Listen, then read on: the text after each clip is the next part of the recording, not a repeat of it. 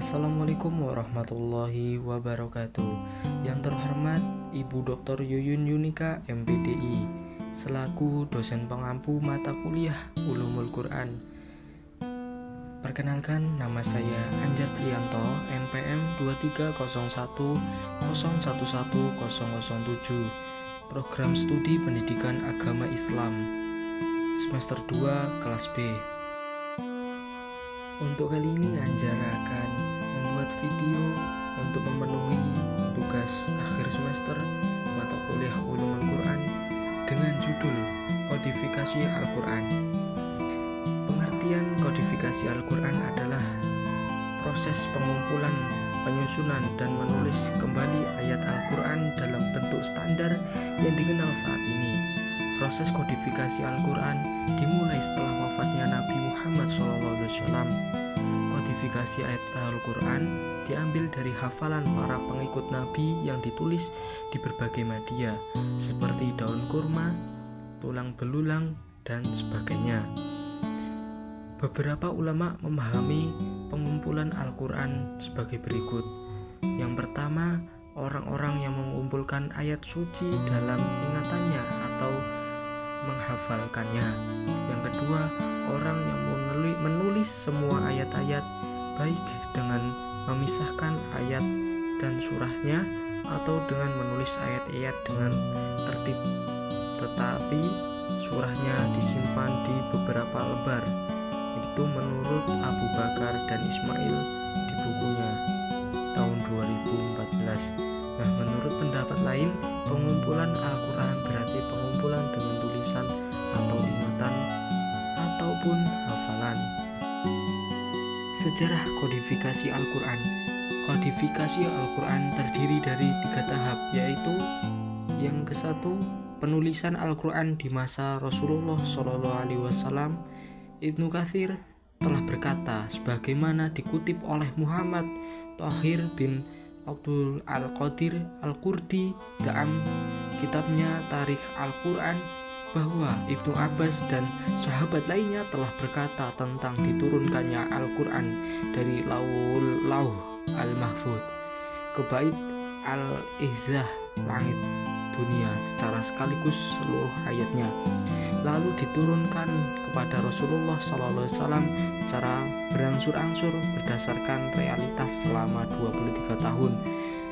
Penghimpunan atau kodifikasi Al-Quran kadang dimaksudkan untuk menyebut hafalan dan kadang penulisan.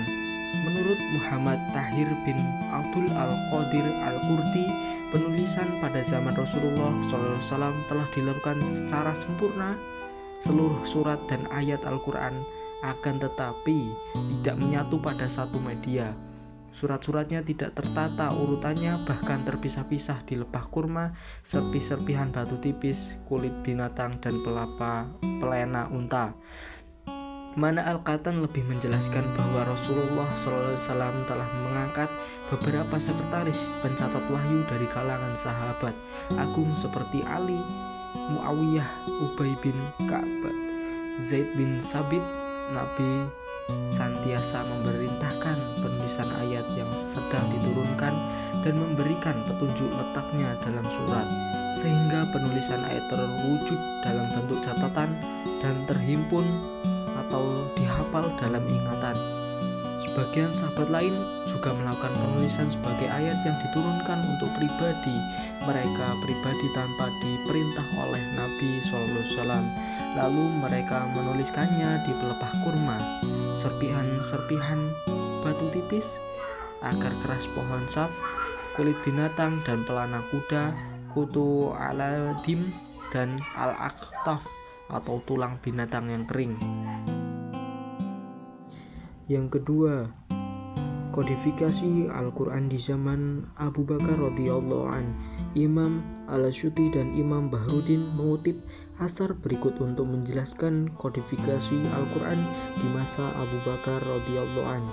Asar ini menjadi dasar bahwa kodifikasi Al-Quran diawali di zaman Abu Bakar atas saran dan desakan Umar bin Khattab, disebabkan para penghafal banyak yang syahid dalam peperangan Yamamah. Lalu Zaid ditunjukkan sebagai pengawas komisi penghimpun Al-Quran. Setelah terhimpun dalam mushaf tersebut disimpan di Abu Bakar hingga wafatnya, lalu berpindah ke Umar. Setelah ia wafat, berpindah ke Haflah. Al-Syuuti menyebutkan sebuah riwayat yang ditahrijh oleh Ibnu Asitah dari Al-Lais bahwa penulis dari kodifikasi Al-Quran oleh Zaid hanya apabila terdapat 2 orang saksi, Zaid menghimpun Al-Quran dari pelepah kurma dan serpihan batu.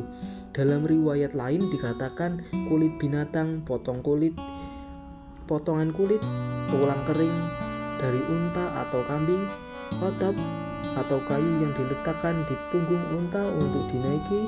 Diriwayatkan dalam Muwatta Ibnu Wahab bahwa Abu Bakar menghimpun Al-Quran di kertas, lalu Zaid memintanya dengan bantuan Umar.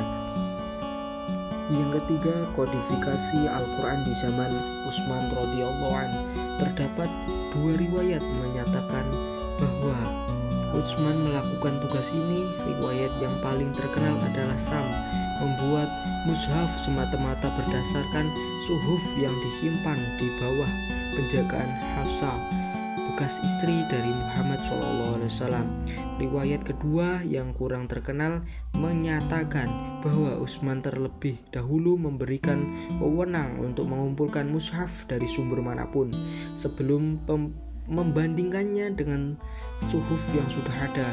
Suhuf yang ada pada Hafsah memainkan peran penting dalam pembuatan mushaf Utsmani seperti yang tertujui oleh kedua versi riwayat.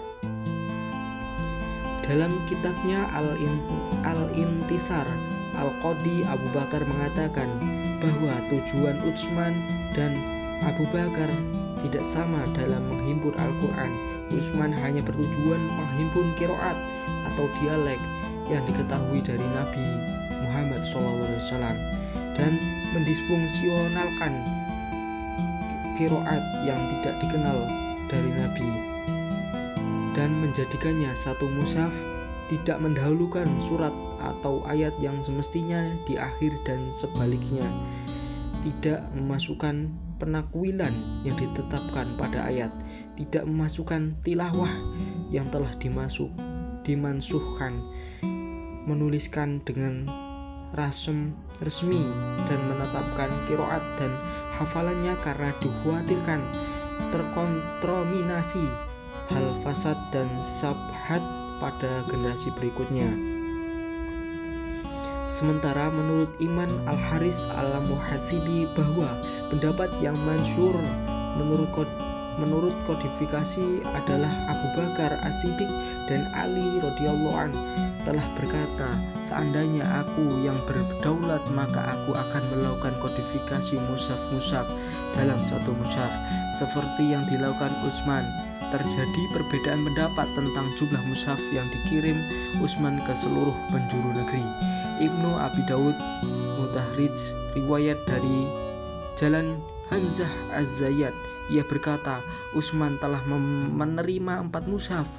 Ibnu Abi Daud berkata ia mendengar Abu Hatim Al-Sijistan mengatakan bahwa Utsman memiliki 7 mushaf lalu dikirim ke Mekah, Sam, Yaman, Bahrain, Basrah, Kufar atau Irak dan ditinggal di Madinah 1.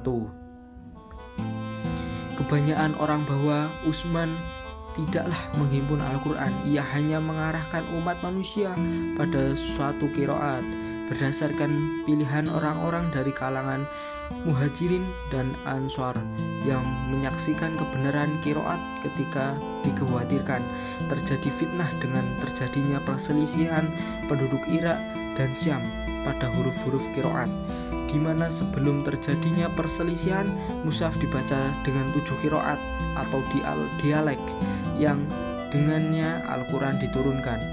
Orang yang pertama kali melakukan kodifikasi adalah Abu Bakar As-Siddiq dan Ali radhiyallahu an telah berkata, seandainya aku yang berdaulat maka aku akan melakukan kodifikasi mushaf-mushaf dalam satu mushaf seperti yang dilakukan Utsman.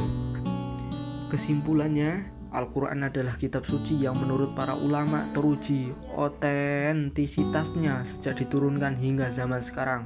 Walaupun di zaman Rasulullah SAW Al-Quran belum terbukukan dalam satu jilid, namun ia telah dicatat oleh para sahabat penulis wahyu yang jumlahnya hingga puluhan di berbagai media tradisional, sehingga seperti pelepah kurma dan lainnya ketika datang pada Khulafah Ar-Rasyidin, media tulis Al-Quran tersebut dihimpun dan dilakukan seleksi yang sangat ketat atas seluruh tulisan ayat Al-Quran. Oleh karena itu, otentisitas Al-Quran merupakan keniscayaan dalam sejarah Islam. Cukup sekian dari Anjar. Apabila banyak kesalahan, Anjar mohon maaf sebesar-besarnya. Akhirul kalam, wallahu muwaffiq ila aqwamit thoriq. Wassalamualaikum warahmatullahi wabarakatuh.